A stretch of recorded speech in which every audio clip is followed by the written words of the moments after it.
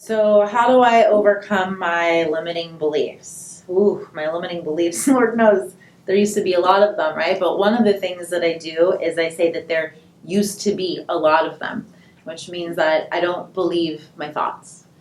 Just because I have my thought doesn't mean that I have to believe it, because I know that it's not logical sometimes. Sometimes it is, sometimes it's not.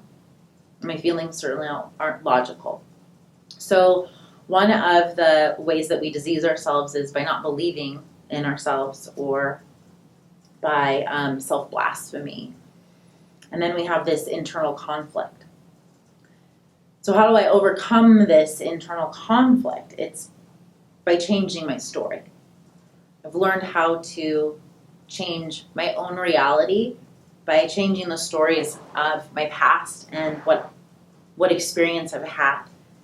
And so one day I decided to smile. And I was still crying. I still cried for probably another year after that. But I smiled anyway.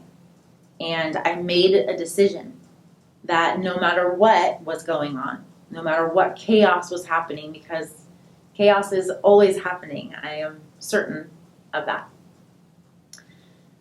that I put a smile on my face, and therefore eventually biochemically changed my thought process and my story. So someone can tell a story and have a totally different perspective than you did.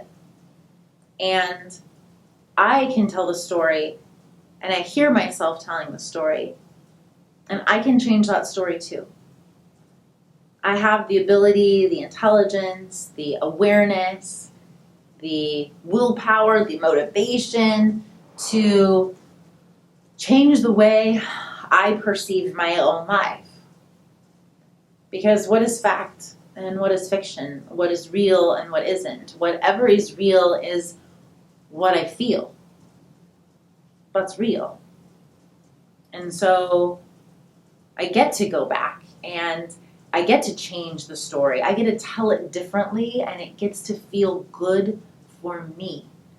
And so these perceived obstacles, this self-blasphemy, these things are causing dis-ease in my life, can very simply be released and removed by changing my story, my words, how I feel about it, and I can come out with a totally different outcome than when I told it the first time. So take this with you, change your story, create your reality.